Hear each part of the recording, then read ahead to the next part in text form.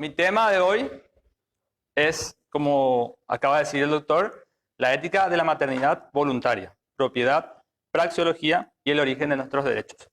Bueno, para tratar este tema en cuestión, debo primero hacer algunas conceptualizaciones y hablar sobre ciertos escenarios teóricos para entender el tema a profundidad. ¿Y por qué hablo de propiedad? Porque hablo de praxeología y del origen de nuestros derechos. Bueno, primero que nada, antes de abordar las cosas más específicas, es importante aclarar cómo uso yo el término de ética durante este ensayo. Ética normalmente suele entenderse como disciplina filosófica que estudia el bien y el mal y sus relaciones con la moral y el comportamiento humano. Sin embargo, no es mi intención utilizar aquí esa forma de entender el término, sino de hacer referencia siempre que diga ética a la ética de la propiedad privada. Es decir, cada vez que yo hable en términos de éticamente, ética, estoy hablando de la ética de la propiedad privada, que voy a pasar a definir a qué me refiero con eso. Bueno, normalmente se entiende ética de la propiedad privada como libertarismo, ¿verdad? O una filosofía política o social que propugna que todas las posesiones y asignaciones de propiedad deben responder a las reglas de la adquisición justa de la propiedad. Estas reglas, voy a resumir las reglas a partir de las enseñanzas, por ejemplo, del autor Hans Hermann Hoppe, dirían así en resumen: cada individuo es dueño exclusivo de su propio cuerpo. Cada individuo es el dueño de los bienes que la naturaleza percibe como escasos y pone en uso mediante su cuerpo antes que cualquier otro lo haya hecho. Cada individuo que con su cuerpo y sus bienes apropiados originalmente produce nuevos productos se convierte así en el propietario correcto de estos, siempre que en el proceso no dañe físicamente la propiedad o integridad de otros individuos. Habiendo adquirido un bien, según las primeras proposiciones, la propiedad de tal bien solo puede adquirirse mediante la transferencia contractual voluntaria de un propietario anterior de un título de propiedad a otro propietario posterior. Bueno, cuando hablo de la ética de la propiedad privada, me refiero a estas reglas básicas de la adquisición de la propiedad. Es decir, son las reglas para la paz y la evasión de los conflictos. Bueno, el primer apartado, porque tengo que ir primero tirando ciertos conceptos que después serán útiles para entender el tema a profundidad, es el apartado de propiedad y derecho de propiedad. La propiedad es un concepto normativo, es un concepto que tiene relación con nuestra cognición y nuestra capacidad de utilizar recursos y ponerlos en uso. Cuando yo digo que es un concepto normativo, significa que en la mente el concepto está más allá de cómo nosotros le llamemos a eso. Si yo digo que este termo es mío, yo tengo en mi mente no las palabras en sí, es decir, no el lenguaje, sino la manera de entender que esto es mío. Entonces la propiedad en ese sentido es un concepto normativo propio de nosotros como seres que nos apropiamos de cosas y utilizamos esos medios escasos para conseguir ciertos fines. Está intrínseco en nuestra cualidad de ser humanos sociales. Y somos seres teleológicos. Es decir, un animal teleológico, el hombre, pues su existencia en el mundo es indisociable de la persecución de fines. La vida del hombre consiste de manera constante e invariable en actuar para alcanzar sus fines particulares. Aquí, lo que acabo de citar es una cita de un autor amigo que se llama Adrián González Fuentes. Continúo. La razón para el reconocimiento de los derechos de propiedad, es decir, los derechos de uso, porque una vez que tenemos el concepto normativo de propiedad necesitamos entender los derechos de uso. Entonces yo sé que esto es mío si yo tengo derecho a excluir a otro del uso de este termo. Entonces yo puedo decirle al doctor Pavón que este termo es mío, que yo no le voy a prestar. Yo lo excluyo o lo incluyo cuando le presto el termo durante un periodo de tiempo y me lo devuelve. Entonces, derechos de exclusión. Los derechos de propiedad son necesarios en ese sentido porque puede haber conflictos sobre estos bienes por parte de diversos actores. La posibilidad misma del conflicto sobre un recurso hace que éste sea escaso, dando lugar a la necesidad de reglas éticas para administrar su uso. Stefan Kinsella. Luego podemos resumir que los derechos de propiedad son entonces los derechos de uso, de excluir o incluir, respecto a la propiedad adquirida o a disposición de uno. La justicia o no de esta adquisición o disposición será entendida a continuación a partir de la exposición de la teoría natural de la propiedad y la posterior definición de los términos de capitalismo puro y socialismo. Bueno, ahora vamos a hablar de algo que el autor Hans Hermann Hoppe denominó la teoría natural de la propiedad. Y acá voy a citar a Hoppe. A pesar de algunas diferencias evidentes entre los cuerpos y todos los demás recursos escasos, todas las distinciones conceptuales se pueden hacer y aplicar de nuevo sin dificultades. A diferencia de los cuerpos, que nunca están sin dueño, sino que siempre tienen un dueño natural, todos los demás recursos escasos pueden permanecer efectivamente sin dueño. Este es el caso mientras permanezcan en su estado natural sin que nadie los utilice. Solo se convierten en propiedad de alguien una vez que son tratados como bienes escasos, es decir, tan pronto como son ocupados en ciertos límites objetivos y puestos en uso específico por alguien. Este acto de adquirir recursos que antes no tenían dueño se llama apropiación original. Una vez que los recursos sin dueños son apropiados, se convierte en una agresión cambiar sin permiso sus características físicas o restringir el rango de sus usos al propietario, a los que puede destinar estos recursos, siempre y cuando un uso particular no afecte las características físicas de la propiedad de otra persona, así como en el caso de los cuerpos.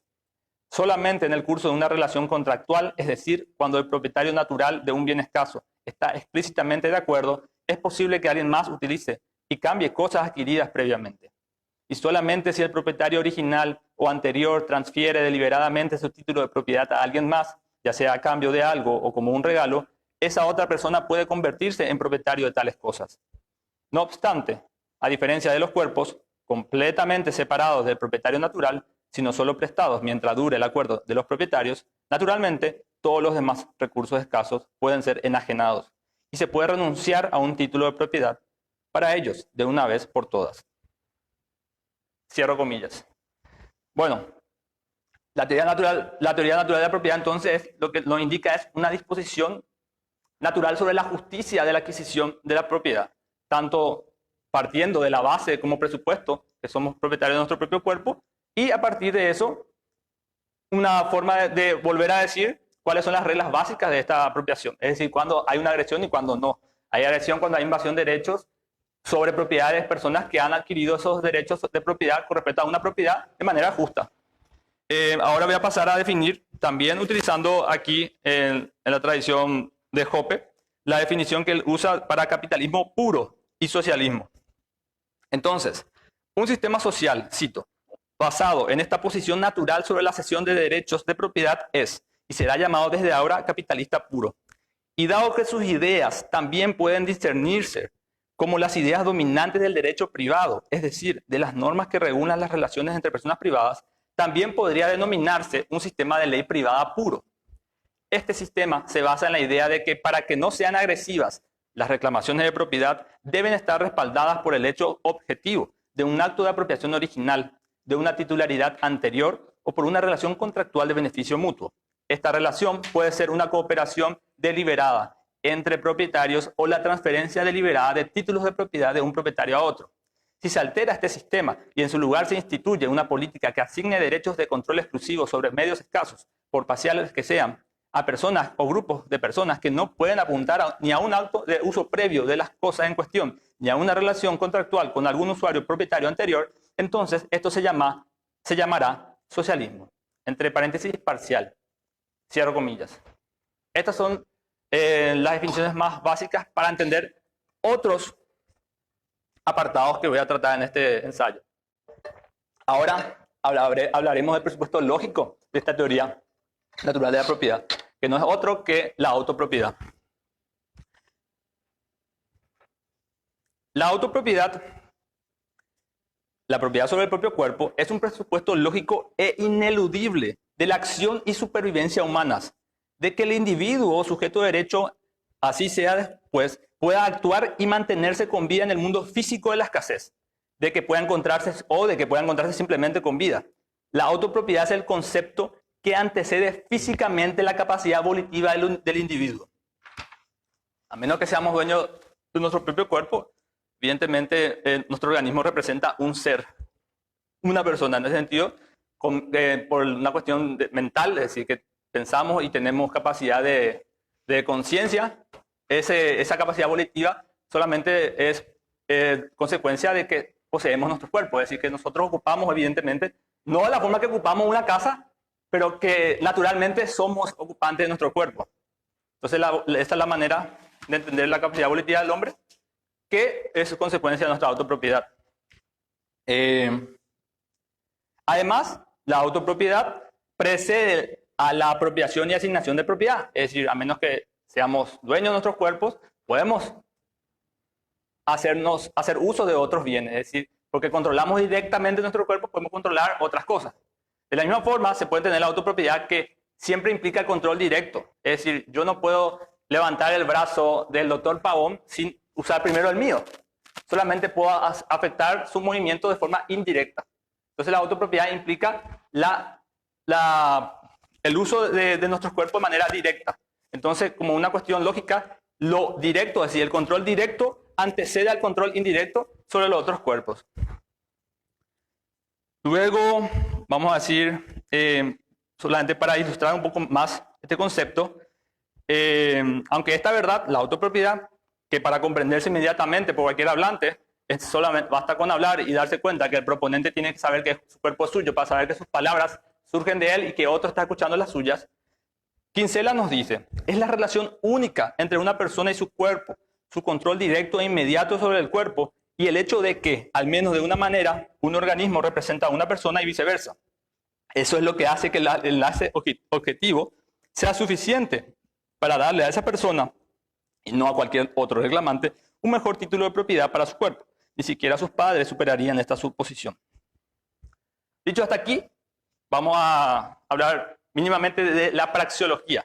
La idea de este ensayo fue siempre en tener estas explicaciones previas para que cualquiera que no conozca en profundidad las ideas o las teorías o los autores que están aquí puedan entender todo lo que se dice. Entonces, por eso es que es necesario que yo haga todas estas explicaciones previas de los términos o de las conceptualizaciones. La praxeología. Bueno, la praxeología es la ciencia de la acción humana, la lógica de la acción humana. Su punto de partida no consiste en la selección de ciertos axiomas ni en la preferencia de un cierto método de investigación, sino en la reflexión sobre la esencia misma de la acción. Esto significa que no es una cuestión de simplemente elegir lo que a uno le parezca conveniente para justificar una u otra conclusión a partir de ciertos axiomas elegidos, sino que el hecho de elegirlos, actuar, supone necesariamente la concurrencia de las categorías praxeológicas incluidas en el axioma de la acción, es decir, que los seres humanos actúan.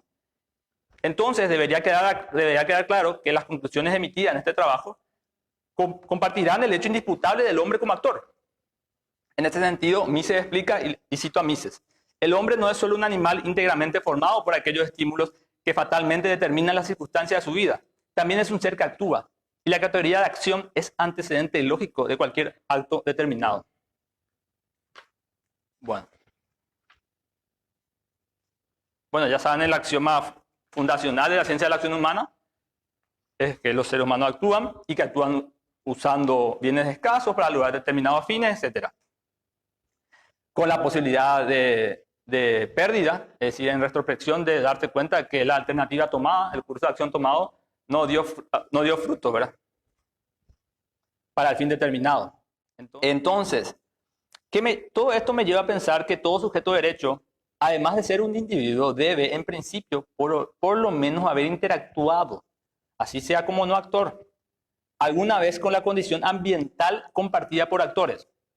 Me refiero acá, actor o no actor, a cuando alguien es sujeto de acción. Uno es sujeto de acción cuando empieza a actuar deliberadamente. Un recién nacido no es un sujeto de acción. Apenas se está moviendo a través de esos estímulos de su naturaleza. El niño, o mejor, el recién nacido, tiene que crecerá y empezará a desarrollar la conciencia de hacer uso racional de determinados medios para alcanzar determinados fines. En ese sentido, el sujeto de acción es un proceso gradual. Uno se hace sujeto de acción con el tiempo.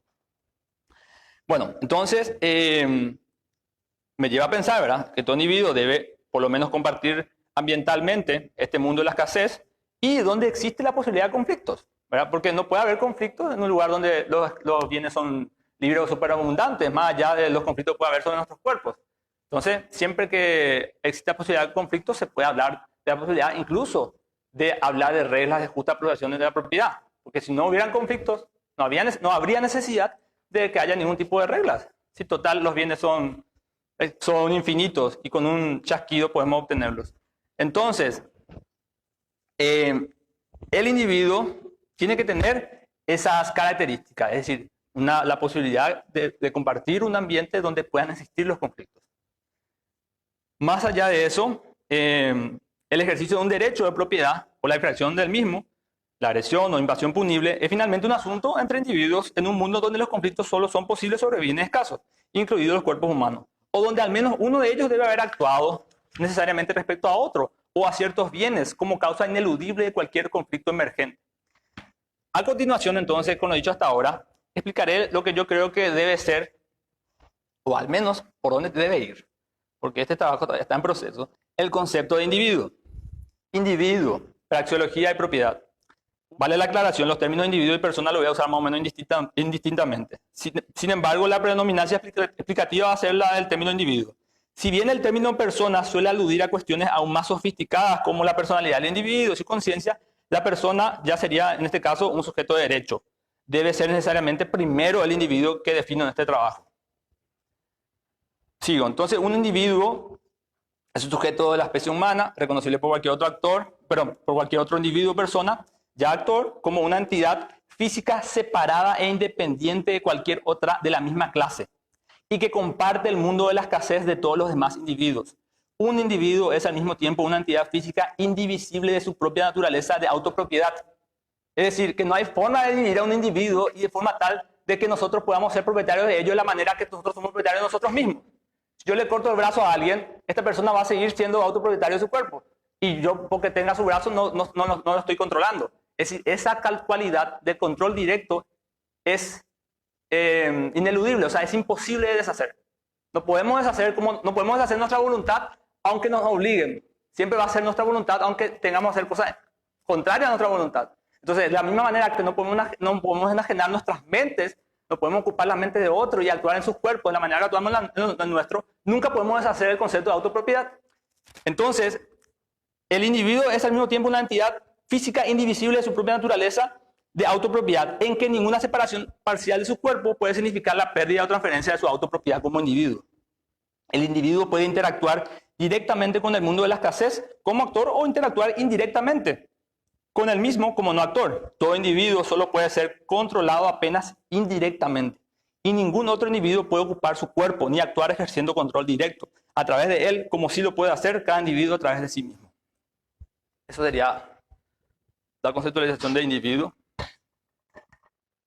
Y ahora, metiéndonos un poco ya de lleno en las cuestiones específicas de nuestro trabajo, la maternidad, voy a explicar por qué el feto, y en este momento tengo que decir antes que nada, dejaré en claro que una mujer embarazada es un ser humano del sexo femenino que lleva adentro la generación de un nuevo ser humano y potencial individuo.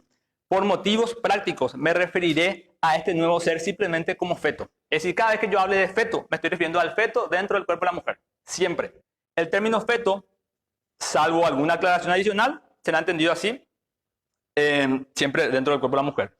Además, el término mujer, salvo alguna aclaración adicional, será entendido como mujer embarazada. O sea, por motivos prácticos, para no estar alargando, feto dentro del vientre, mujer embarazada.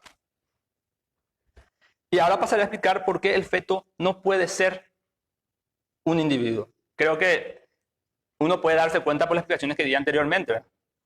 Sin embargo, voy a pasar a explicar un poco más profundamente esto.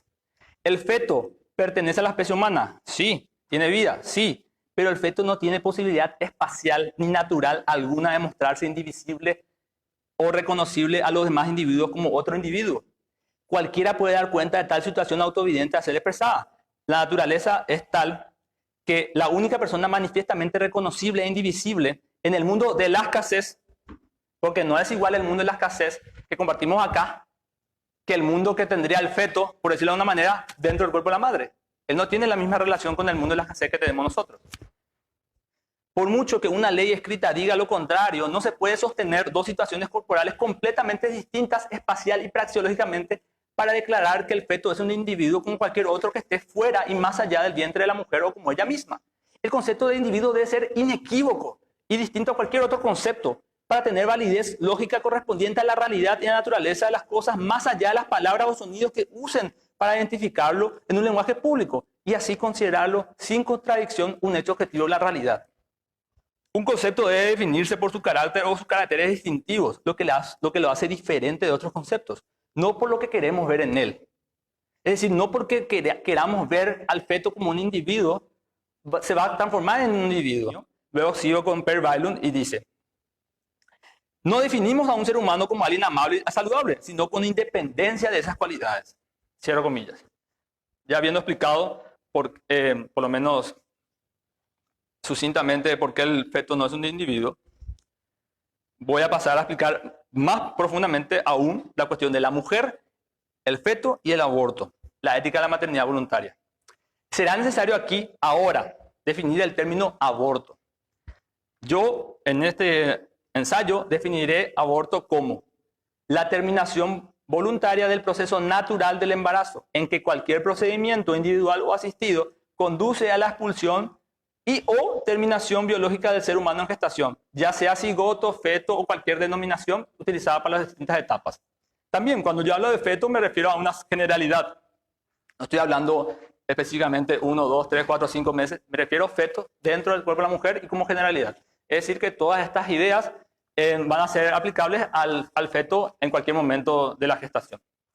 El proceso natural del embarazo debe entenderse aquí como aquel que culmina con el nacimiento, la expulsión natural del feto o aquella inducida por causas naturales que provocan un nacimiento prematuro o la necesidad de otros procedimientos, como cesárea. Ahora bien, el provida, quien afirma que el feto es una persona o individuo con derechos, podría responder entonces que la mujer se apropiaría o invadiría indebidamente el cuerpo del feto al expulsarlo causando su muerte o al realizar alguna acción que al dar entrada a su vientre dañe o mate el cuerpo del feto. Pero esto no puede ser cierto porque la invasión de derechos solo puede darse entre individuos. Si algo no es un individuo, ¿cómo puede tener derechos? Entonces, primero, esa sería la primera proposición al respecto. Ya que he demostrado que el feto no es ni puede ser considerado un individuo si se reconoce este estatus para la mujer embarazada y el resto de los seres humanos en el mundo de la escasez. Es decir, cuando yo reconozco un concepto, lo debo hacer de manera tal que estas características distintivas sean siempre en todo lugar universales. No sucede eso con el feto, que las cuestiones que yo ya expliqué antes. Tampoco puede considerarse coherentemente al feto un individuo y al mismo tiempo reconocer el principio de la escasez entre individuos como uno de los pilares necesarios e ineludibles para el reconocimiento de la praxeología y la teoría natural de la propiedad, como parte necesaria de la explicación fundamental de la institución social de la ley como consecuencia de la existencia de conflictos interpersonales y la necesidad y búsqueda de resolverlos y evitarlos. Nadie puede decir coherentemente que el feto es un individuo o persona sin hacer difusa, incongruente y equívoco al mismo tiempo lo que le define así como individuo o persona, a saber, la indivisibilidad de su autopropiedad, la reconocibilidad y participación praxeológica en el mundo de la escasez y la imposibilidad de ser ocupado y controlado directamente por alguien más. ¿Por qué hablamos de ley? ¿Por qué hablamos de conflictos? O sea, necesitamos la ley, que sería la legitimación social o la institución social del uso de la fuerza. En ese sentido, hablamos porque necesitamos resolver conflictos, es decir, necesitamos que se haga justicia, que cada uno tenga lo que es suyo. Entonces, hablamos de ley porque hay una necesidad de resolver conflictos entre personas que actúan o en todo caso sobre las cuales se puede actuar. Yo no puedo actuar sobre el feto dentro de la mujer con respecto a la manera que actúo sobre otra persona. Porque la única relación que yo estoy teniendo es siempre con la persona que comparte el mundo de la escasez. No tengo la relación praxeológica con una persona de la misma manera que tendría con un feto que está dentro del cuerpo de otra persona. Esas son cuestiones que hay que entender porque no es por lo que yo quiera que sea, sino que son cuestiones que, si uno se da cuenta, son así. O sea, manifiestamente la única persona seguirá siendo la mujer. En este caso, la mujer embarazada, obviamente. Entonces, la teoría de la autopropiedad y la apropiación original que explica Hoppe es además una teoría praxeológica, es decir, basada en el hecho mencionado de que los seres humanos actúan aquí y ahora. Además, tratándose de una teoría para la justicia, los humanos deben poder saber aquí y ahora lo que es ético o no al actuar. Por tanto, tal teoría solo puede aplicarse entre cuerpos separados e independientes que actúan en el mundo de la escasez, o donde se aplica, o mejor dicho, donde se aplica y entienden la teoría natural de la propiedad, es decir, la regla del primer usuario y primer dueño, y la praxeología. Y ya que la ética de la propiedad privada debe responder al asunto de aquí y ahora, esta no puede juzgar posteriormente en función a esperar que el feto, luego bebé, una vez separado de la mujer, se convierta posteriormente en un individuo con derechos, sino que debe decirnos aquí y ahora si es justo o ético que se inicie o amenace el uso de la fuerza o se invade los derechos de la mujer para salvaguardar la vida del feto en caso de que la mujer quisiese abortar. Es decir, la ética nos tiene que decir aquí y ahora qué está bien, aquí y ahora qué está bien. Porque de otra manera, bueno, habría otras tradiciones como como el consecuencialismo o el utilitarismo para definir qué está bien o qué está mal hacer. Sin embargo, la ética de propiedad es siempre en el sentido ex ante. Nosotros antes de actuar tenemos que saber si lo que estamos haciendo es ético o no. Entonces, normalmente, por intuiciones morales, nosotros sabemos antes de actuar cuando estamos haciendo algo malo. Bueno, eso para entender un poco el antes y después y por qué la ética debe decirnos ahora, aquí y ahora, qué está bien o no hacer. Ahora, es posible entonces, y coherente concebir entonces que una consecuencia lógica de la teoría natural de la propiedad, teniendo en cuenta la autopropiedad de la propiedad y posesión en objetos externos a efectos de apropiación o intercambio, esta debe incluir la propiedad natural inherente de la mujer sobre el feto, su capacidad de excluir al resto respecto al mismo. ¿Sí? Entonces, haciendo que su autoridad sobre él sea absoluta e inobjetable, argumentativamente, ya que cualquiera que ose negar su propiedad y autoridad sobre el feto y su disposición debe admitir y admiten el hecho de la negación, la autopropiedad de cualquier otro cuerpo distinto al suyo a la hora de argumentar y actuar. Y como no puede negar así la autopropiedad de la mujer sobre su cuerpo, sin negar contradictoriamente la suya, tampoco así entonces podría negar el derecho de la mujer sobre el feto frente a los demás actores posibles, ya que el control de ella sobre su cuerpo y todo lo que lleva adentro antecede física y presiológicamente cualquier control externo sobre ella para controlar el feto. Y esta propiedad natural de ella sobre el feto se debe también a que existe un vínculo intersubjetivamente determinable, un vínculo objetivo entre ella y el feto que lleva adentro, comprobable físicamente, un vínculo evidentemente insuperable por cualquier otro que ose reclamar algo siquiera similar sobre el feto. Recién entonces, fuera de otro cuerpo puede concebirse prasiológicamente la posibilidad de conflicto, es decir que no puede haber conflicto alguno, ni tampoco un conflicto de derecho entre el feto y la mujer.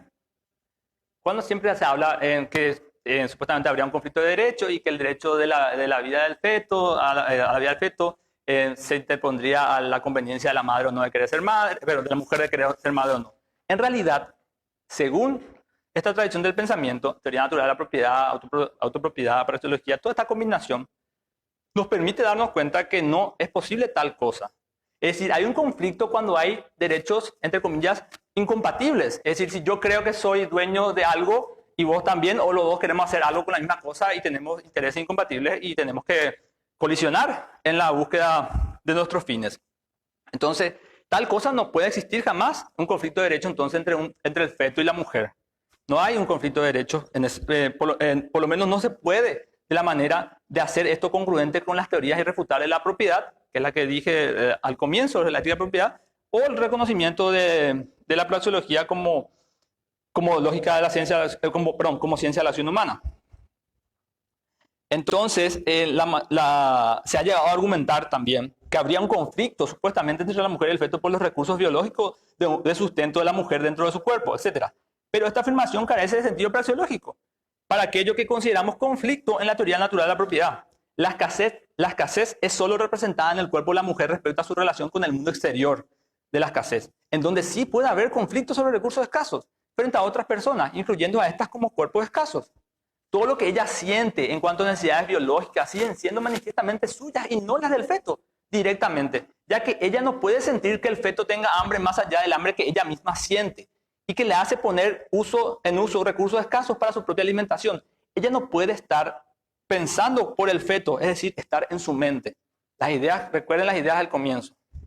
Sino solo por sí misma. Si lo contrario fuera cierto, esto significaría que ella se encuentra cognitivamente en dos mentes al mismo tiempo. Pero esto es patentemente imposible, así como es imposible controlar directamente a otras personas de la manera que controlamos nosotros nuestras propias acciones. Entonces, vale la pena insistir en que ética de propiedad privada, ética y praxeológicamente no puede haber ni habrá nunca un conflicto entre una mujer y un feto. Siempre hablando, mujer embarazada, feto dentro del cuerpo de la mujer. por esto y tampoco ningún conflicto de derechos. Es decir, si no hay conflicto, no puede haber un conflicto de derechos. El conflicto en el mundo de la escasez se da cuando dos personas, lo que dije antes, o dado el caso de la falta de permiso de otra, desean realizar cosas distintas con un mismo bien o cuerpo escaso. Siendo su interés incompatible, deberán colisionar en sus intentos. Sabemos entonces que para resolver este conflicto o evitarlos, es necesario recurrir a las reglas de adquisición justa de la propiedad, que permitirían determinar quién tiene derecho a usar tal bien según sus deseos. Así que evidentemente este caso no puede darse en absoluto entre la mujer y el feto. Y la mujer no puede entonces posiblemente cometer agresión contra el feto.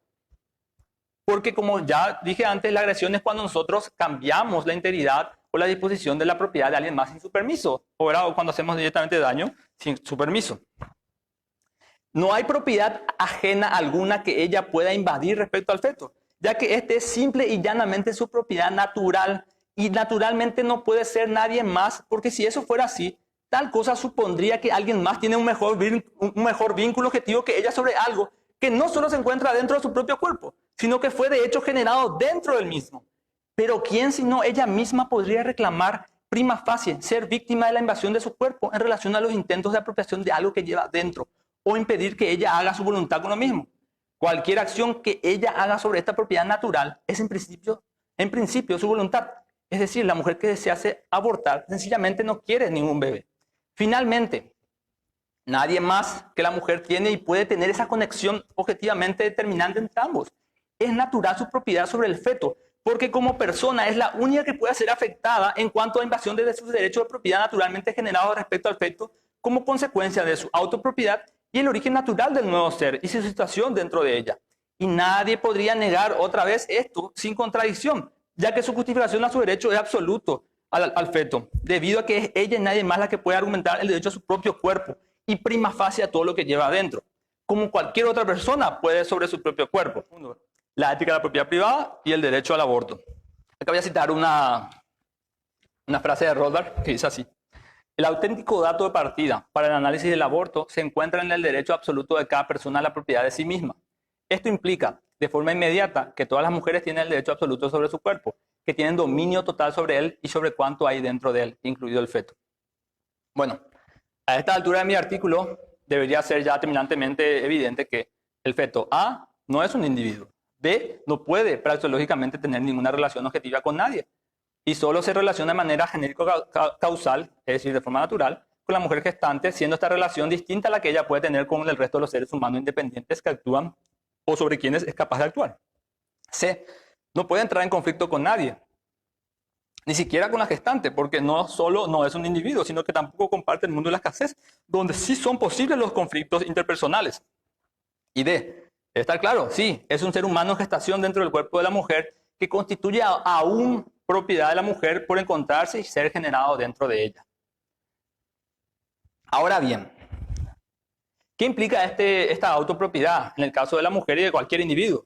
Significa, y Hoppe escribe, por ejemplo, esta propiedad del propio cuerpo implica un derecho a invitar o acordar con otra persona a hacer algo con el propio cuerpo. Mi derecho a hacer lo que quiera con mi cuerpo, por tanto, incluye el derecho a pedir y dejar que otro use mi cuerpo, lo ame, lo examine, inyecte medicinas, droga en él, cambie su apariencia física o incluso lo golpee, daño o mate si eso es lo que quiero y he acordado. Cierro comillas. Por lo tanto, quien quiera impedir y lo impida, y así sea por un momento, a la mujer realizarse un aborto, deberá entonces hacer prevalecer su voluntad sobre la voluntad de la mujer, de hacer con su cuerpo y el feto lo que ella desee. Y al usar la fuerza o su amenaza o invadir derechos, como los que prohíben, castigan físicamente o privan de derecho a mujeres que aborten o desean hacerlo, se estará cometiendo una invasión a la autopropiedad de la mujer, acto al que sí correspondería una represalia física o algún tipo de restitución para la víctima de tal invasión. Entonces, la ética de la propiedad privada debe dar una respuesta definitiva. Y aquí, el aquí y ahora que mencioné antes, es decir, esta respuesta tiene que ser atemporal. Atemporal de validez universal para todas las mujeres embarazadas, en este caso. Que sea independiente a la tecnología y el conocimiento de biología que de cada momento en que se conciba cualquier sociedad anterior, actual o posterior, o a cualquier momento imaginable en el mundo de la escasez. Y esa respuesta es que nadie tiene derecho a invadir el cuerpo de la mujer y prohibir el aborto, ni a prohibir que otros accedan voluntariamente a practicarle uno, ya sea pedido debido a que ni ella ni los otros agreden ni invaden propiedad de nadie más en la práctica del aborto, puesto que solo si ella o los otros seres cometieran alguna agresión contra alguien más, podría entonces alguien responder violentamente contra ellos o reclamar la invasión de sus derechos. ¿Qué me refiero a esto de validez universal y atemporal? Cuando nosotros hablamos de derecho, ustedes no se imaginarán que necesitamos, no sé, que hace 3000 años hubiésemos necesitado tantos conocimientos de biología para decir que tal cosa estaba mal. O sea, como que naturalmente o evolutivamente nosotros relacionándonos nos damos cuenta racionalmente de aquello que nos provee de mejores resultados. Es decir, la cooperación social provee mejores resultados que aislarse y tratar de hacer todos los productos uno mismo, ¿verdad? Si cada uno tuviera que fabricar sus propios zapatos o su propia vestimenta, bueno, terminaría pasando todo el día y cagándose de hambre, ¿verdad? O sea, en ese sentido, todas las ideas con respecto a la ética se van reconociendo, sí, seguramente, evolutivamente, en alguna forma. Pero eso no significa que algo que se vaya reconociendo no haya sido, en verdad, no hubiera estado implícito antes para que haya paz.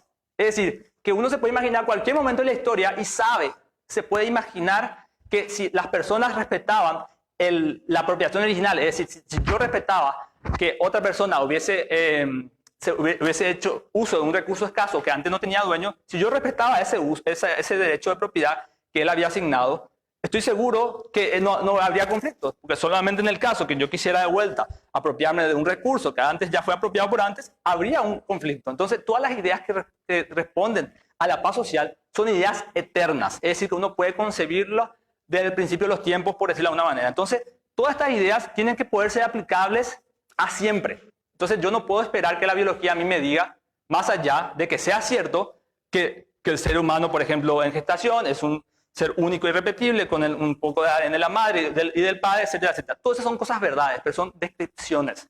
La ciencia describe. En ese sentido, la ciencia no prescribe. La ciencia en ese sentido es descriptiva, no normativa. Eso es importante para comentar. En resumen, la ética de la propiedad privada que sigue del presupuesto lógico e ineludible de la autopropiedad, es decir, del derecho absoluto al propio cuerpo, se sigue luego entonces, por lo ya expuesto, el derecho absoluto de la mujer a practicarse un aborto, porque este acto no implica necesariamente ninguna invasión de la propiedad de ninguna otra persona, sino que solamente el uso de todo lo que en principio solo puede pertenecer o ser derecho de ella y de nadie más que no haya sido invitado a tal práctica. ¿Cuál es la base del derecho entonces? Es decir, el conjunto de normas y principios para la paz y el castigo y disuasión del crimen. La base del derecho es el derecho al propio cuerpo. Si no tengo jurisdicción sobre lo que pasa dentro de mi propio cuerpo y respecto a todo lo que provenga naturalmente de él, ¿qué razones tendré entonces para decir que nadie tiene derecho a usar mi cuerpo contra mi voluntad y afectar su integridad superficial o interna? Terminaré este apartado con unas palabras de Wendy McRoy. Dice, si no puedes decir claramente, todo lo que hay debajo de la piel soy yo, esta es la línea que nadie puede cruzar, que nadie tiene derecho a cruzar sin permiso, entonces no hay fundamento para los derechos individuales o libertarismo. Es decir, esta idea de la autopropiedad es el fundamento para que nosotros podamos hablar de derechos. Es decir, esta es la base de nuestra filosofía. Por lo menos nuestra filosofía en términos de propiedad, libertad, justicia, entiéndase de esa manera, de forma general. Acá va a cambiar un poco la dirección de este artículo y voy a hablar de la moral, el feto y el aborto. La discusión moral es una discusión posterior a la ética. Como Hoppe argumentó alguna vez, la ética en ese sentido es el presupuesto lógico praxeológico. Es decir, para que haya paz, acuerdos, para que yo pueda acordar con alguien, yo tengo que ser, primero, propietario de mi propio cuerpo, propietario de las cosas con respecto a las que voy a acordar con alguien más. Es decir, la ética en ese sentido sería el presupuesto lógico praxeológico. No es el resultado de un acuerdo o contrato. Es decir, yo no hablo con el doctor Pavón para acordar qué es la ética. No. Nosotros necesitamos ética para acordar con el doctor Pavón, porque si no tuviéramos ética para poder acordar, entraríamos en conflicto nomás. Directamente yo le daría un golpe al doctor. No necesitaría hablar. Es decir, el hecho de que nosotros hablemos y nos comuniquemos significa que estamos respetando un proceso de deliberación libre de conflictos. En este momento, aquí nadie se está cagando a palos ni nada. Es decir, la ética es el presupuesto lógico del hecho de que nosotros podamos hacer esto, argumentar, acordar, etc. Por supuesto, la posibilidad de acordar o no acordar está incluida en esto, ¿verdad? La moral, en cambio, y esta es la definición que yo usaré aquí, la moral es el conjunto laxo de creencias normativas que constituyen las formas de comportamiento socialmente más aceptables en una determinada sociedad humana. La existencia de agentes morales es la presuposición práctica de la discusión moral y sus convenciones. Este conjunto se constituye generacional y permanentemente con las experiencias y vivencias de todos los seres humanos y puede ser objeto de discusión o controversias debido a la diferencia de opiniones al respecto. Es decir, aquí en este trabajo el tema principal no es la moralidad del aborto, sino su cualidad de ser un acto o no invasivo de los derechos de propiedad. Esto último, es decir, se ha probado que no. Es decir, que el aborto no invade los derechos de propiedad de nadie más cuando es practicado voluntariamente por las partes implicadas. Ahora bien, algunos autores dicen que el libertarismo no se ocupa de la moral. Es decir, dicen, lo digo de esta manera, citando por ejemplo a Malroy, que cité antes. Ella dice, en el libertarismo el propósito de la ley es proteger los derechos, no imponer la virtud como tal. La ley no se preocupa por la moralidad de una acción, sino que solo se pregunta si es invasiva. En parte esto es cierto. Sin embargo, a esto debo decir que sí, el libertarismo sí se ocupa en la práctica y en relación con la discusión moral de una acción que pueda ser de hecho también considerada inmoral. Es decir, que hay acciones que no solamente son antiéticas según la ética de la propiedad privada, sino que también son inmorales porque socialmente la hemos concebido de esa manera. Es decir, nosotros podemos decir fehacientemente que para los libertarios está tan mal éticamente robar como también está mal moralmente robar. Sin embargo, a las personas que no son libertarias pueden decir, nosotros decimos los libertarios que los impuestos son un robo. Entonces, consideramos que es una práctica inmoral. Sin embargo, hay gente que piensa que los impuestos hay que pagarse porque es el precio justo para vivir en una sociedad y te van a decir que los impuestos, bueno, que son morales y que si uno evade los impuestos es una persona inmoral. Fíjense que todo el escrache que puede tener una persona rica que evade impuestos pasa hoy en día. Entonces, en ese sentido, la moral es subjetiva. Es decir, que si bien puede haber generalizaciones o puede haber consenso sobre ciertos actos, puede llegar a pasar que cambie de una persona a otra. Es decir, que una persona considere un acto inmoral y otra no.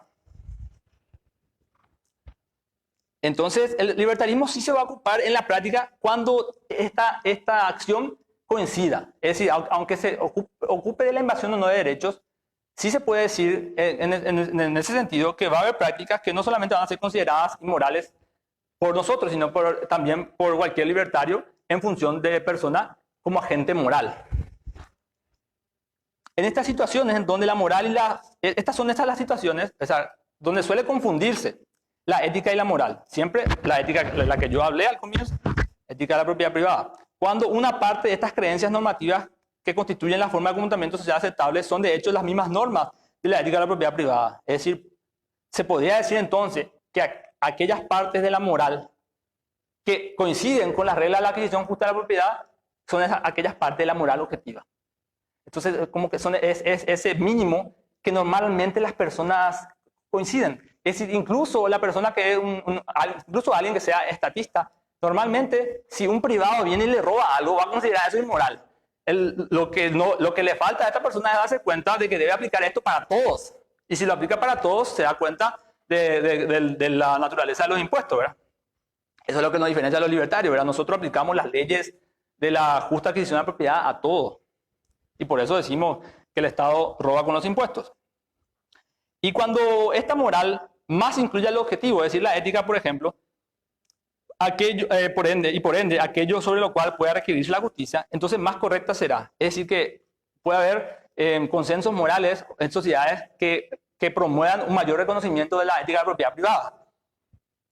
En este sentido, se puede decir objetivamente que esta moral, que más incluya el reconocimiento de esta ética, será más correcta y con más frecuencia habrá de promover la aceptación y el reconocimiento manifiesto de la ética de la propiedad privada. De esta manera tienden a coincidir o confundirse y son a veces entendidas comúnmente como iguales, aunque no lo sean en realidad. Es que si bien alguien, en función de ser libertario, más allá de ser una persona con otras opiniones de miles de temas, puede decir, sí, un ejemplo, Yo creo que tienen el derecho a abortar, pero no creo que sea un acto moral. Creo que es un acto inmoral porque promueve la irresponsabilidad sexual, y etcétera, etcétera. Es decir, es otro punto de discusión. Ciertamente solo se habla de moral en función de la existencia de relaciones interpersonales y de lo que consideramos moral o inmoral respecto a las acciones de los agentes morales en el mundo. Así sean acciones sobre agentes o no. Es decir, nosotros podemos considerar actos respecto de personas sobre cosas que no son personas, es decir, sobre animales, y considerar eso un acto inmoral. O sea, el maltrato animal puede ser considerado un acto inmoral. Sin embargo, también los libertarios sostenemos que los animales no tienen derecho por sí mismos, es decir, que solamente pueden ser sujetos de justicia cuando son propiedad de alguien más. Lo que vos puedes entender en la economía es la subjetividad del valor. ¿Qué quiere decir? Hay cuestiones que, mira, por ejemplo, el hecho que vos actúas todo el tiempo para conseguir determinados fines es un hecho objetivo de la realidad. Sin embargo, eso no está diciendo nada sobre cuáles son tus valores. Tus valores dicen qué vos estás eligiendo para hacer. Es decir, si vos valorás tal cosa, vas a poner en uso tu energía, tu tiempo para alcanzar ese fin. Pero lo que es subjetivo es el valor que vos le das a las cosas. ¿Entendés? No, la praxeología solamente habla de las acciones como tal. ¿Entendés? Sí, claro que es objetiva. Claro, la praxeología estudia qué sucede en todas las acciones. En todas las acciones vos elegís, en todas las acciones deliberadas. No estoy hablando de los reflejos de que si pasa una mosca acá yo hago así, ¿verdad? O sea, cosas más instintivas. Digamos a lo que... Sí, cuando yo hablo acá de praxeología, yo lo hablo en el sentido de la combinación de estos conocimientos. La praxeología no te dice si está mal o no abortar, ¿entendés? Pero es la combinación, es entender respecto a que nosotros los seres humanos actuamos en un mundo de la escasez. Es solamente en ese sentido, lo que se refiere a praxeología en este trabajo es una posición descriptiva de las cosas nomás. O sea, es describir quiénes son los que están actuando, por ejemplo. La moral entonces es un asunto de personas que se relacionan, actúan y generan en relación con su ambiente pareceres sobre la bondad y la maldad de las acciones humanas, sean dirigidas o no hacia otras personas. Y aunque es naturalmente imposible que el feto pueda reclamar cosa alguna con respecto a su agencia moral, ¿quién más, con excepción de la mujer, podría reclamar moralmente como única agente moral frente a los demás agentes?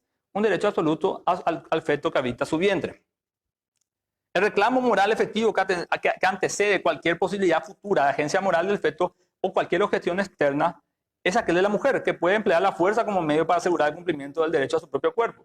Este derecho al propio cuerpo no solo es éticamente irrefutable, sino que es socialmente aceptado por la inmensa mayoría mediante las instituciones morales más básicas y primarias. Es decir, más allá del asunto del aborto, normalmente la inmensa mayoría de las personas, de manera intuitiva, sabe que el cuerpo es suyo y considera normalmente malo cuando alguien hace algo con su cuerpo sin su permiso. Eso es como que es parte de nuestras instituciones morales. A pesar de su estricta relación funcional con el reconocimiento social de la ética de la propiedad privada, que define el conjunto base y único de normas necesarias y universales para la paz, la evasión de conflicto en cualquier sociedad, la moral ya definida y tratada mínimamente y distintamente no necesitará aquí mucho mayor análisis. Como ven, vamos a ir poniéndonos un poco más específicos aún. Y este apartado se trata de la condición de sujeto de derecho. Es solo objetivamente posible en el nacimiento. Voy a explicar por qué. Para empezar, voy a citar a Robert Cook y Sharon Priestley. Ellos dicen allí, argumentar que usar el punto de nacimiento como la línea divisoria entre el feto y la persona es arbitrario, es argumentar que la realidad es arbitraria. Cuando yo expreso que la condición de sujeto de derecho es solo objetivamente posible en el nacimiento, lo que quiero decir es que cualquier otra forma de localizar el surgimiento de esta condición implicaría una contrariedad con las reglas y las explicaciones objetivas, es decir, coherentes con la lógica de la realidad expresada en este trabajo. Para clarificar y definir el sujeto de derecho, pasaré a definir el término derecho en sí, no como conjunto de normas, es decir, no como entendemos el derecho como institución social de la ley, ¿verdad? Sino que el término derecho, y para esto me serviré de una definición de Adrián González Fuentes, una persona que también cité anteriormente. Dice él, en resumen, un derecho es una reclamación de una persona con la correlativa obligación de cumplimiento por terceros, en virtud de la cual una persona puede legítimamente coaccionar a los terceros obligados para exigir su cumplimiento. Es decir, obviamente, si alguien está afectando mi derecho, yo puedo hacer uso de la violencia defensiva para para que se cumpla esa obligación relativa, es decir, para que me respeten, ¿verdad? Entonces, un sujeto de derecho es todo aquel individuo que puede ejercer una reclamación con la correlativa obligación de cumplimiento por terceros, en virtud de la cual la persona puede, éticamente, eso cambié yo, coaccionar a los derechos obligados coaccionar a los terceros obligados para exigir su cumplimiento. Aquí estaba parafraseando a la cita anterior. Pero, en la imposibilidad circunstancial o natural de que este sujeto pueda ejercer tal reclamación, este puede ser representado por quien tenga el nexo objetivo o de interés más próximo posible, o por quien, en función de hacer cumplir tal obligación, incluso de manera voluntaria, decida hacerla cumplir. De la manera que nosotros podemos defender a un desconocido en la calle, ¿verdad? O sea, nadie nos impide defenderlo, y aquí explicaré por qué, ¿verdad? Por un sujeto de derecho se pueden realizar éticamente las acciones necesarias que hicieran falta para el cumplimiento de la obligación correlativa de los demás de respetar su derecho de propiedad. No está permitido éticamente que alguien inicie el uso de la fuerza contra este sujeto a menos que sea en defensa propia. Y así como cada individuo tiene derecho, en ese sentido, como sujeto de derecho, tiene derecho a defenderse, también tiene derecho a defender a quien no pueda hacerlo en represalia contra quien ha invadido derechos, y que con ello ha manifestado por su acción que es legítimo para él recibir el mismo trato, una represalia por su acción agresiva, independientemente de quién responda a tal agresión. Es decir, siempre tenemos que dar cuenta de que es posible no solamente definir que nosotros podemos defendernos, sino que alguien más nos puede defender. Y de hecho, que podamos asociarnos para defendernos es lo que hace posible que podamos, no sé, pagar a alguien para que sea nuestro guardia de seguridad, etcétera, etcétera, o acudir a alguien más para aplicar la justicia. De la misma manera, por ejemplo, que nos hacemos nuestros propios zapatos o nuestros propios gyms, también no necesariamente vamos a estar nosotros ocupándonos de aplicar justicia todo el tiempo, ¿verdad? Aunque tengamos el derecho a hacerlo, generalmente recurrimos a otros oferentes. En este caso, el peor de todo, ¿verdad? El oferente del Estado, que ha monopolizado las decisiones últimas con respecto a los conflictos, ¿verdad? Con todo esto en mente, debe ser ya obvio que todo lo desarrollado hasta ahora deriva lógica y necesariamente en el hecho de que solo el nacimiento, la separación, expulsión del cuerpo, del feto, ya sea de manera natural o inducida por razones distintas de causas naturales, puede coincidir con las condiciones necesarias para el reconocimiento del anterior feto como individuo y con la otorgación praxeológica por parte de la mujer de la condición de sujeto de derecho al bebé. Acá es muy interesante lo que voy a decir respecto a praxeología de la mujer, ¿verdad? Así como yo digo que cuando me voy a mi casa, no es mi fin pasar por esa puerta. Pasar por esa puerta es el medio. Es decir, en los objetivos de una persona no se percibe de manera física los fines subjetivos que tenemos. Es decir, mi fin, obviamente física y objetivamente yo voy a pasar a través de esa puerta, ¿verdad? Mi cuerpo y el piso hacen un medio para que yo cruce esa puerta y salga por ahí. Pero en verdad mi objetivo no es pasar por esa puerta. Mi objetivo en el que yo tengo la cabeza es llegar a mi casa. De la misma manera, una mujer, cuando tiene el objetivo de ser madre, por ejemplo, su objetivo es ser madre. Su objetivo no es, cada etapa del embarazo pasar, sino que eso es parte de su historia con respecto a su acción intencionada y deliberada de esperar ese tiempo, evidentemente, y de actuar con respecto a eso, ¿verdad? Solamente una pequeña digresión con respecto a cómo se puede entender en ese sentido la praxeología en este tema, ¿verdad? De manera descriptiva. El nacimiento, la manifiesta protección o acojo en el mundo de la escasez y el tiempo que ha invertido en principio la mujer intencionalmente para llegar a este momento, demuestran intersubjetivamente este derecho derivado normativamente de su propiedad natural sobre el feto, dando lugar a la otorgación de derechos. El anterior feto, ya bebé, ahora individuo, pasa entonces de ser propiedad natural de la mujer a estar por defecto subordinado a la autoridad y el control y tutela de ahora madre de un hijo. Cuando yo digo por defecto, que lo voy a decir en otro momento, me refiero a la ausencia previa de contratos que, so pena de sanción, invoquen un cumplimiento en que la mujer se haya comprometido con alguien a seguir una determinada secuencia de acciones. Es decir, contratos que le influyan legalmente a no cambiar de intención respecto a seguir y terminar un proceso natural de embarazo. Podría ser el caso de los alquileres de vientres, ¿verdad? Bueno, voy a continuar. Es cierto, la vida celular de un ser humano único y irrepetible sí empieza en la concepción, contiene la configuración genética suficiente y necesaria para un nuevo ser de la especie humana y una nueva vida humana. Pero este no es, de hecho, no solo que no es cognitiva y biológicamente igual a un bebé, un adulto que habita el mundo de la escasez. No porque no lo pueda hacer, evidentemente con el tiempo lo puede ser.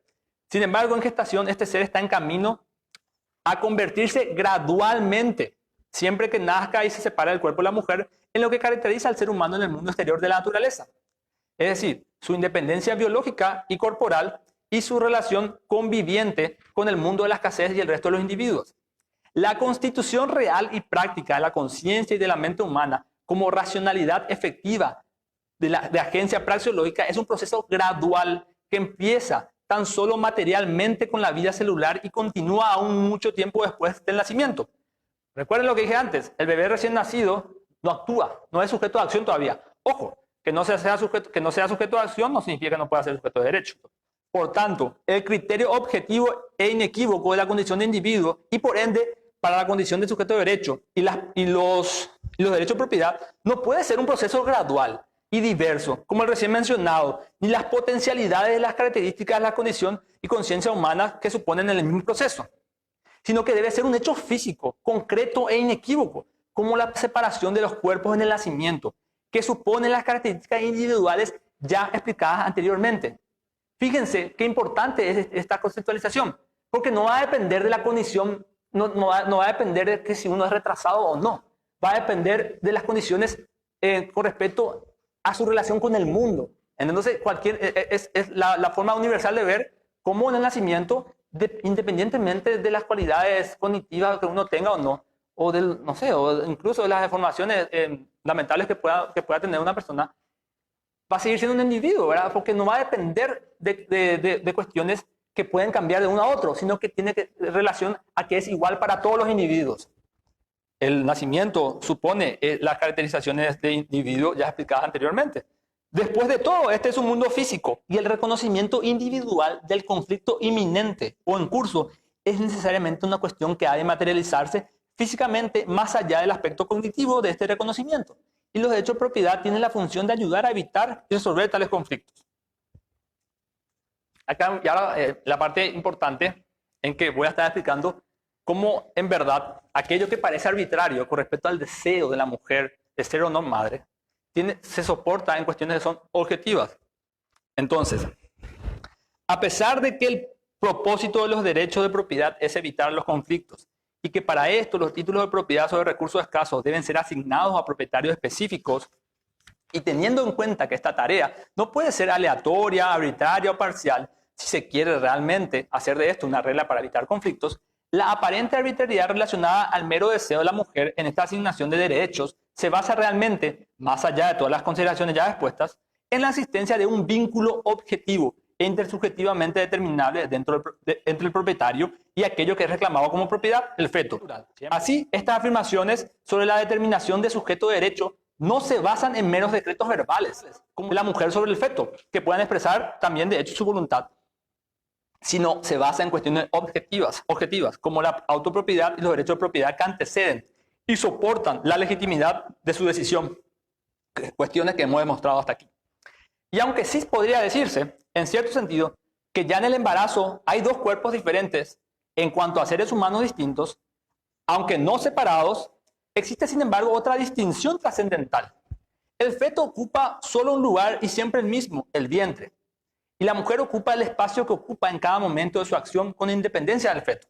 Así que, como no hay dos cuerpos separados e independientes hasta el momento del nacimiento, el feto solo puede praxeológicamente empezar a cumplir los requisitos lógicos para su adherencia a cualquier convivencia social pacífica para ser sujeto de derecho una vez que la separación ha sucedido, es decir, en el nacimiento. Acá me refiero praxeológicamente siempre al hecho de que se pueda actuar sobre él. Dado que no puede haber ningún conflicto real de derechos de propiedad entre la mujer y el feto, y siendo el feto naturalmente propiedad de ella, la situación es tal que la mujer, que ya luego será madre, es quien da vida y otorga eventualmente derechos al bebé en el nacimiento, cuando sus dos cuerpos pasan a ser separados e independientes, y el hijo pasa a tener los mismos derechos que ella. Tanto ella como los demás han de respetar, por ejemplo, el principio de no agresión para afirmar coherentemente de estar actuando según la ética de la propiedad privada. Esta separación de cuerpos físicos independientes es clave, porque el feto, ya bebé, pasa a ser un cuerpo que puede interactuar espacialmente con el mundo exterior y los otros cuerpos separados, y empezar así a aprender naturalmente a actuar con el tiempo. Así se hace real la posibilidad de que la madre y los demás actúen respecto a él y lo consideran un cuerpo único y escaso en su cualidad de nuevo individuo. Más allá de la aclaración hecha anteriormente sobre el nacimiento y el proceso natural del embarazo, es importante dejar claro que el nacimiento hace referencia generalmente a un trabajo de parto normal, ¿verdad? Pero este no tiene un momento exacto, ineludible que deberá pasar. Todos entenderán aquí que un bebé puede nacer a los 8 meses como a los 9, ¿verdad?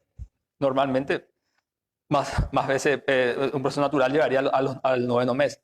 Y también debe decirse que un nacimiento puede llevarse a cabo por métodos distintos al parto normal, así como una cesárea. Finalmente, lo que debería estar claro es que son normalmente causas naturales, es decir, que tienen que ver con las manifestaciones corporales de la mujer, las que llevan a apresurar, precipitar o inducir el nacimiento del feto. Sin embargo, y aquí otra parte que puede ser controversial, es la parte en que yo digo, pero ¿cuándo es el feto en la expulsión un sujeto de derecho y cuándo no? Sin importar la etapa de la gestación, si la mujer tiene derecho a disponer físicamente de todo lo que lleva adentro y por tanto a abortar el feto o dar a luz a un bebé, debe seguirse necesariamente que es ella y nadie más quien tiene la facultad praxeológica y la autoridad y legitimidad ética de otorgar la condición de sujeto de derecho al feto, ya bebé, inmediatamente en el nacimiento. Ella, según su voluntad, otorga derecho al bebé, lo convierte en un sujeto de derecho y no puede retirarlos éticamente una vez que han sido otorgados en el nacimiento. Se puede suponer correctamente que si el nacimiento tiene lugar, esto solo es posible prima facie porque hasta ese momento la mujer ha mantenido el deseo final de ser madre, así, o al menos madre biológica, o de simplemente dar luz a un bebé para alguien más. De otro modo hubiese elegido no serlo y abortar el feto antes del nacimiento, es decir, el nacimiento como un proceso natural, ya sea inducido, como dije antes. El bebé, ya siendo cuerpo separado e independiente de la madre, que ya comparte el mundo praxeológico de la escasez, ha adquirido así su condición de individuo y de sujeto de derecho. Y cualquier agresión contra él por parte de otro individuo, incluso la madre, significaría una invasión de derecho o un incumplimiento del principio de no agresión y por tanto contrario a la ética de la propiedad privada. Agresión por la cual puede recibir legítimamente algún tipo de reprimenda legal o física. Es decir, lo que dije antes de que cada uno tiene la capacidad, el derecho de defender a alguien más a quien le han invadido su derecho, de la misma forma nosotros podemos defender a un bebé recién nacido, a un bebé que está siendo atacado, ¿verdad? Luego del nacimiento, la teoría natural de la propiedad aplicada por Hoppes nos dice lo siguiente. Según la teoría natural de la propiedad de un niño, una vez nacido, es tan dueño de su propio cuerpo como cualquier otra persona. Por lo tanto, un niño no solamente puede esperar no ser agredido físicamente, sino que como dueño de su cuerpo, el niño tiene derecho, en particular, de abandonar a sus padres una vez que sea físicamente capaz de huir de ellos y decir no a sus posibles intentos de recapturarlos. Los padres solo tienen derechos especiales sobre sus hijos que se derivan de su condición única de los productores del niño, en la medida en que ellos y nadie más puede reclamar legítimamente ser fideicomisarios del niño siempre que el niño sea físicamente incapaz de huir y decir no. En consecuencia, la mujer puede otorgar derecho al bebé, como también puede desistir del deseo de la maternidad en cualquier etapa de la gestación y abortar. Y así como también puede, si la intención de causar su muerte, desalojar al feto en cualquier momento y cederlo a alguien más. Esto haría alusión, por ejemplo, al desalojismo de Walter Block. Y debe entenderse que también puede decidir inmediatamente dejar morir al bebé luego del nacimiento o causar su muerte antes de su expulsión natural, es decir, expulsando intencionalmente el feto antes de una expulsión natural con la intención de eliminarlo de su cuerpo y de la disposición de alguien más, es decir, abortar. La mujer que ha dado a luz no tiene la obligación correlativa respecto al nuevo sujeto de derecho de cuidarlo y mantenerlo con vida, sino solo la de no agredirlo. Ojo, porque justamente las obligaciones morales son cuestiones de la moral, no del libertarismo. En este sentido es cierto. Es decir, si yo paso por la calle y veo a alguien con un problema de emergencia y no lo ayudo, seguramente puedo estar actuando inmoralmente. Sin embargo, yo no tengo ninguna obligación legal de ética de ayudarlo. Lo ayudaré porque, bueno, puedo ser una buena persona o una persona empática con los problemas de los demás, pero no tengo la obligación. De la misma manera, cierto, la mujer, una vez que ha otorgado derecho al nacimiento, es decir, que ha mantenido el deseo de ser madre hasta el final, no significa que esté obligada a cuidar del bebé. Sin embargo, sí puede estar obligada de repente legalmente por contratos. Siempre, eso sería la aplicación por defecto. Evidentemente, si yo tengo un contrato de algún tipo que dice que tengo que hacer tal cosa y lo incumplo, eso puede traerme otros inconvenientes. Esto solamente habla de manera general, de forma conceptual. Evidentemente, lo normal es que una madre que desea tener el hijo, cuide del hijo. Bueno, la mujer que ha dado a luz no tiene, de todas maneras, no tiene la obligación correlativa respecto al nuevo sujeto de derecho de cuidarlo y mantenerlo con vida, sino solo la de no agredirlo. No obstante, sí tiene derecho de ofrecerlo a alguien más para su cuidado o manutención. Con su manifiesta intención y acción de expulsar el feto, su propiedad natural, antes del nacimiento, impulsado por causas naturales o personales para otorgación de derechos, ella puede terminar la vida del mismo si esa es su voluntad, puesto que en este caso ella efectivamente no le ha otorgado derecho alguno. Es decir, del hecho de que ella puede abortar antes del nacimiento, se sigue que ella no le está otorgando derecho alguno. En otro caso, en el caso contrario, tendría el bebé. Entonces, es la voluntad de la mujer que se expresa en actos y en todo el proceso del embarazo, al no abortar hasta el nacimiento, la que finalmente asigna esa condición de sujeto de derecho en el nacimiento. Y nadie más podría hacerlo en absoluto por no tener el mismo vínculo natural, praxeológico, directo ni derecho de propiedad por defecto que tiene ella con el feto mediante su cuerpo, a través de su autopropiedad. Y la clara distinción entre el antes y después que debemos considerar si queremos que los derechos de propiedad establezcan derechos y eviten conflictos. Esta distinción es patentemente física, objetiva y natural, ya que solo mediante el cuerpo de una mujer embarazada puede derivarse la emergencia de un nuevo ser hacia el mundo escaso.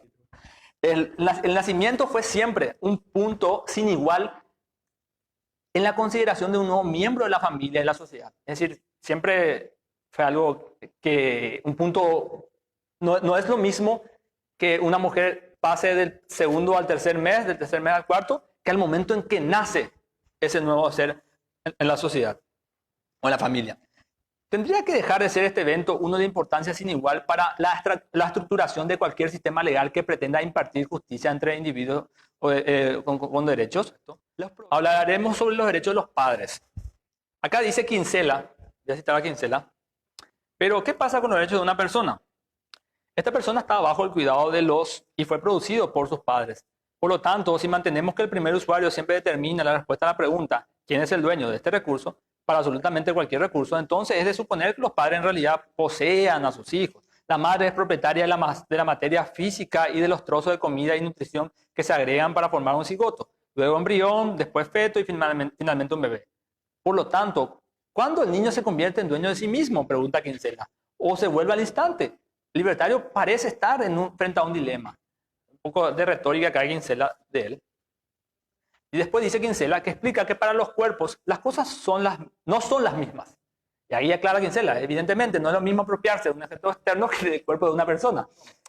Kinsella explica que para los cuerpos las cosas no son las mismas. Que una persona no es realmente el primer usuario de su cuerpo de la misma manera que una persona es el primer usuario de un objeto previamente sin dueño que se convierte en posesión. Recuerden lo que dijimos hace rato, es decir, el hecho de que nosotros seamos dueños de nuestro propio cuerpo antecede a la apropiación original y a la asignación de derechos de propiedad con respecto a los recursos. Es decir, que es algo que se tiene que tomar como base de lo que estamos diciendo, es decir, es un presupuesto lógico. Y la única manera de negarlo es entrar en contradicción. Entonces, no es como si el cuerpo estuviera allí sin uso solitario a la espera de que el ocupante se apropie de él, dice Kinsella. Bueno, yo digo entonces, claro, esto es así porque la autopropiedad implica el control directo y antecede a la apropiación original y la capacidad de poseer las cosas. Y dice después Kinsella, a que yo voy a agregar algo, dice Kinsella, cito, inicialmente los padres lo son como una especie de tutores temporales. Los padres son, en ese sentido que dice que son dueños, ¿verdad? Como una especie de tutores temporales. Los padres, como productores de sus hijos, tienen un vínculo objetivo con el cuerpo del niño, un vínculo que anula cualquier reclamo por personas ajenas, a menos que los padres rompan ese vínculo al abusar de su posición. Estuvimos hablando antes, ¿verdad? Sobre la violencia. Es decir, los padres tienen más derecho sobre el niño que cualquier otro extraño, debido a su vínculo natural con el niño. Sin embargo, cuando el niño se apropia, entre comillas, de su cuerpo, estableciendo el vínculo objetivo necesario suficiente para establecer la autopropiedad, el niño se convierte en un adulto, por así decirlo, y ahora pasa a tener una mejor reivindicación sobre su cuerpo en relación a sus padres.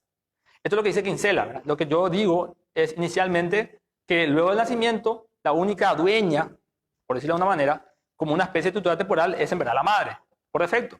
Porque nadie puede tener un igual derecho al hijo que ella, por defecto. No puede haber un 50-50. Aquí yo hablo de una superioridad con respecto a los derechos sobre el hijo que tiene la madre con respecto a cualquier otro cualquier otra persona, incluido el padre. No se puede comparar en ese sentido la relación que ha tenido la madre con el hijo que la del padre, porque es la madre la que lleva el desarrollo de ese ser.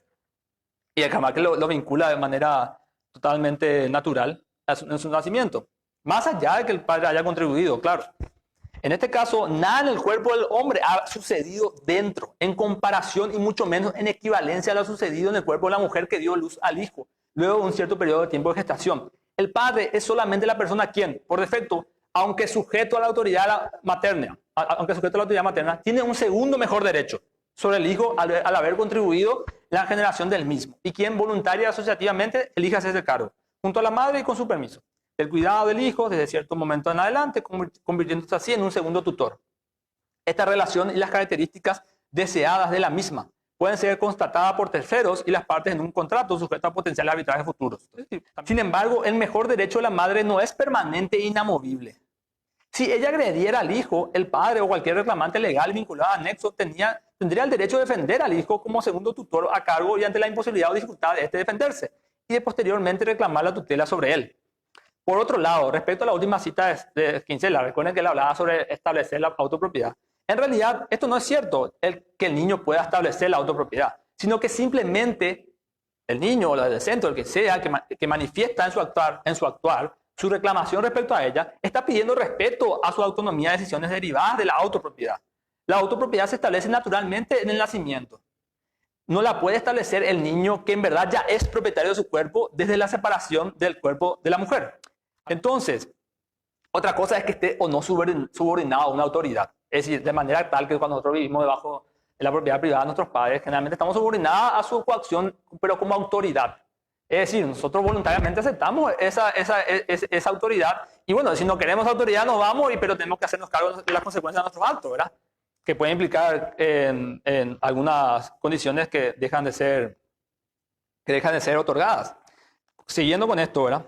Al reclamar tal respecto, esta persona asume implícitamente la posibilidad de que esto tenga consecuencias en cuanto a la relación con sus padres o tutores, que pueden negar, por ejemplo, lo que estaba diciendo antes, cuidado, manutención, vivienda como respuesta al reclamo de autonomía ante ellos. Además de esta condición de la madre como máxima autoridad ética sobre su embarazo, el feto, su nacimiento y el hijo se desprende del hecho de que ella, prima facie, no tiene derecho a una reclamación de obligación correlativa contra nadie. Es decir, porque la madre es la máxima autoridad y porque de ella depende que el hijo nazca o no, porque ella tiene la última palabra, de esto también se sigue de que ella no tiene derecho a reclamar nada más a alguien más en cuanto a ética de la propiedad privada, a menos que haya, obviamente, contratos previos. Es decir, no tiene derecho a una reclamación de obligación correlativa contra nadie, ni contra el padre en cuanto al cuidado y manutención del hijo. En este sentido, Karen de Crow escribió: si una mujer toma la decisión unilateral de llevar el embarazo a término y el padre biológico no comparte ni puede compartir esta decisión, esta decisión no debe ser responsable de 21 años de manutención. O dicho de otro modo, las mujeres autónomas que toman decisiones independientes sobre sus vidas no deberían esperar que los hombres financien su elección. Es decir, de este trabajo también se sigue no solamente la maternidad voluntaria, es decir, la paternidad voluntaria. Otras aportaciones coherentes con mi artículo fueron hechas por Murray Rothbard, asumiendo sus derechos legítimos de tutela con permiso de la madre según mi exposición.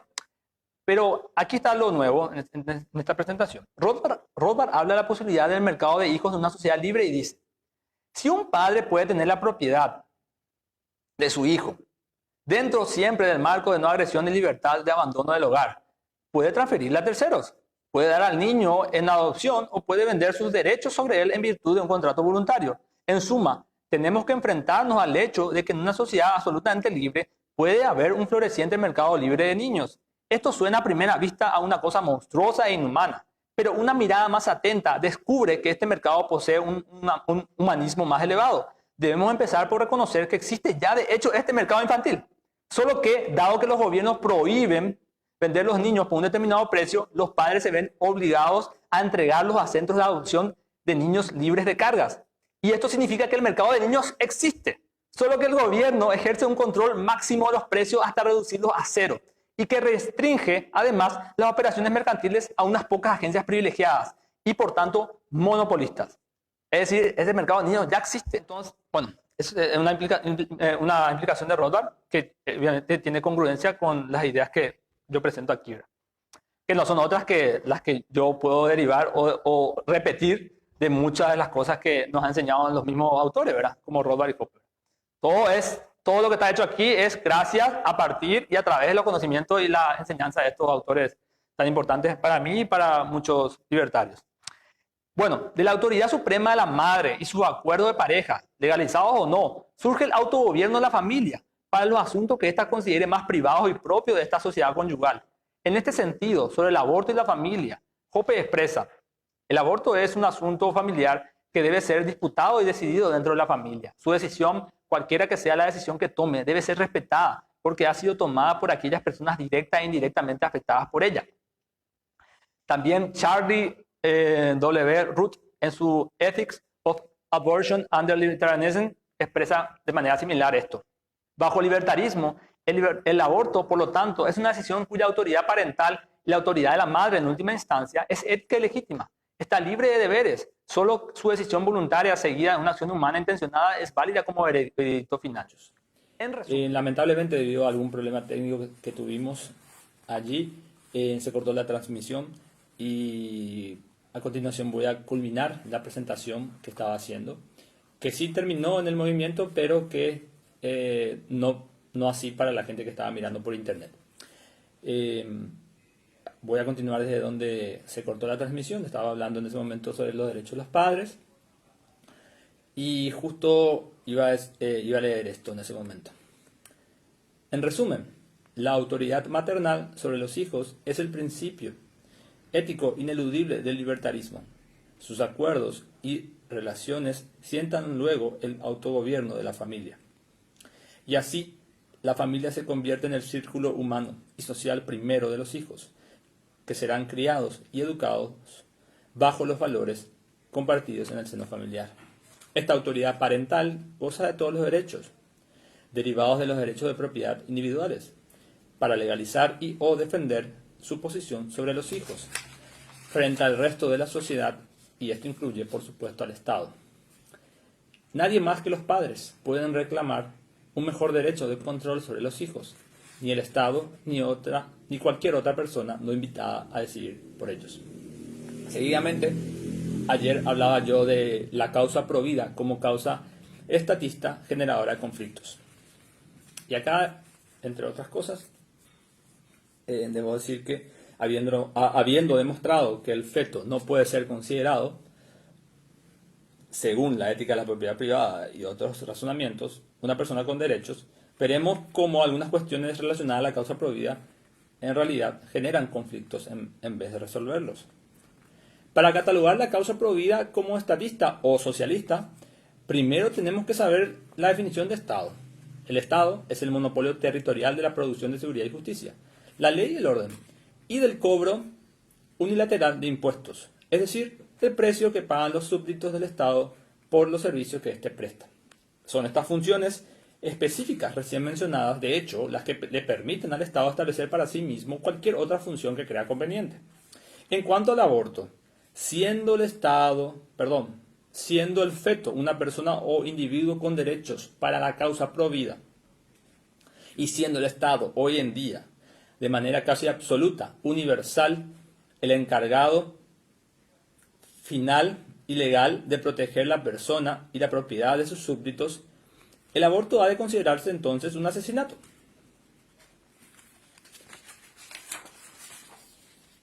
Pero cabe agregar aquí, antes de continuar, ¿qué se puede decir del socialismo y el Estado? Hoppe escribe: no puede haber socialismo sin un Estado, y mientras haya un Estado hay socialismo. El Estado, entonces, es la institución misma que pone al socialismo en acción.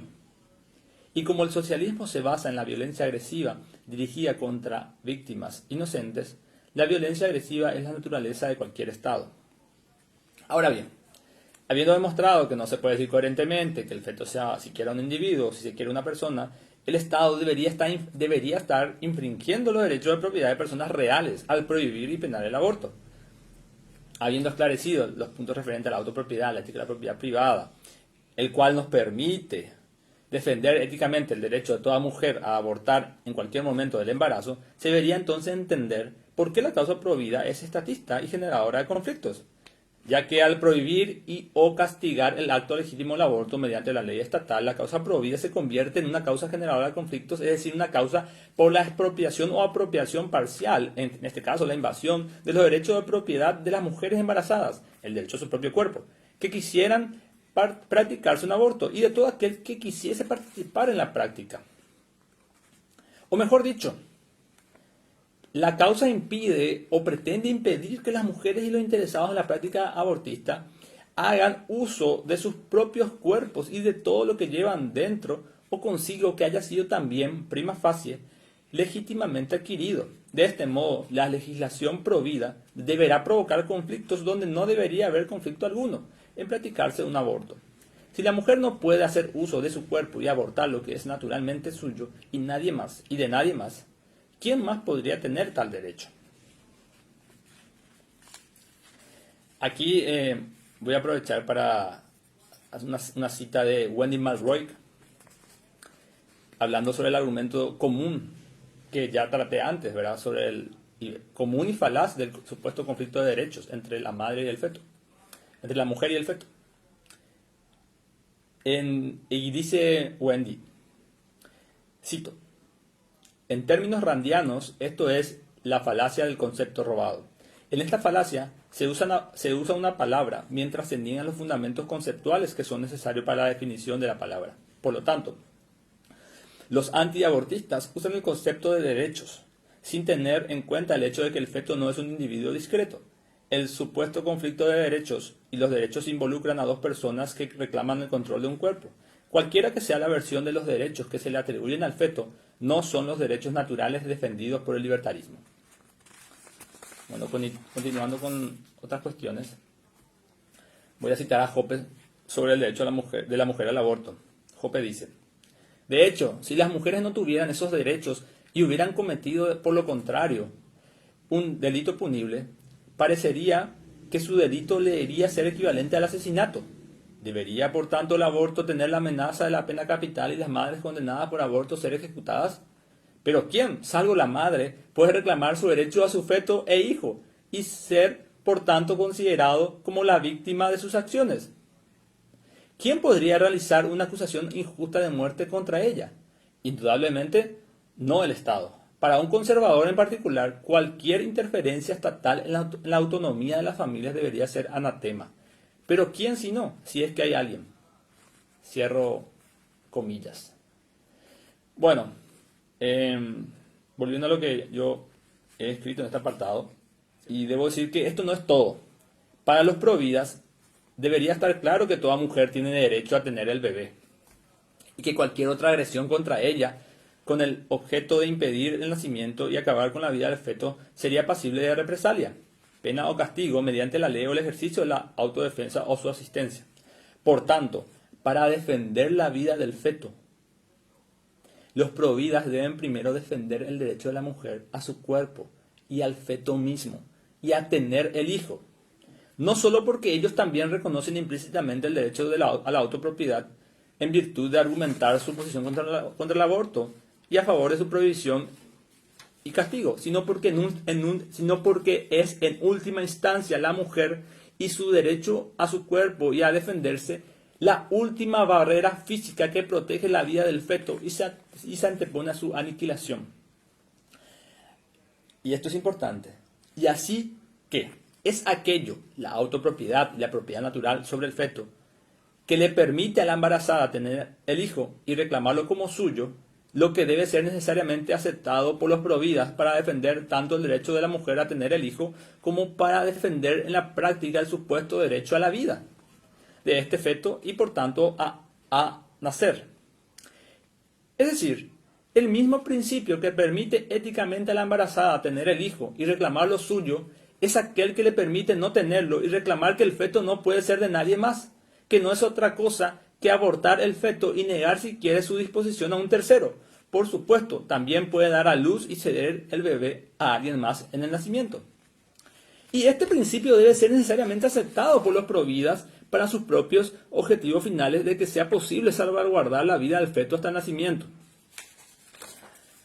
Es decir, la misma autoridad ética y la autopropiedad de la mujer que daría pie a los providas o a cualquiera a argumentar correctamente que toda mujer tiene derecho a tener su hijo y que nadie más tiene derecho a arrebatarle el mismo, entonces es la que también hace que sea correcta y verdadera la proposición de que ella también puede esperar que se le respete éticamente su deseo de no tener el hijo y no permitir que nadie más le arrebate el feto en esa decisión de abortar. Los providas deben así implícitamente aceptar el derecho de la mujer al aborto para siquiera poder sostener el argumento de que pueda darse al menos en la práctica un supuesto derecho a la vida del feto, es decir, a nacer. Y no pueden entonces negar el derecho de la mujer al aborto sin caer en una contradicción al admitir un derecho de ella a tener el hijo que haga posible el nacimiento del mismo. En pocas palabras, si la mujer tiene el derecho a dar luz a un bebé, y si puede usar la fuerza para defender este derecho contra el intento de alguien más de impedir su ejercicio, entonces tiene ella también el derecho a no dar luz a un bebé, es decir, a abortar, a no tener ningún hijo y a defender con el uso de la fuerza su voluntad de no tenerlo. Finalmente, la causa provida, al prohibir o pretender prohibir los abortos y el intercambio voluntario alrededor de su práctica, solo puede cometer o pretender cometer una expropiación parcial o una invasión de los derechos de propiedad de todas las personas interesadas en la práctica, causando conflictos que nunca surgirían si simplemente se respetasen los derechos de propiedad de los interesados para hacer uso de sus propios cuerpos en la práctica del aborto. Dada la ética de la propiedad privada, esto haría que toda ley impuesta contra el aborto aumente sistemáticamente los conflictos en la vida social en lugar de evitarlos, haciendo de su razón como norma una perversión de lo que una ley basada en la ética de la propiedad privada debería ser. Concluyendo, la conclusión ya de mi trabajo, y cito a Hoppe acá para entender la importancia de la teoría. Abro comillas. Es la misma función de la teoría ética, proveer una justificación racional para nuestras intuiciones morales, o mostrarnos por qué no tienen tal base, y hacernos reconsiderar y revisar nuestras reacciones instintivas. Cierro comillas.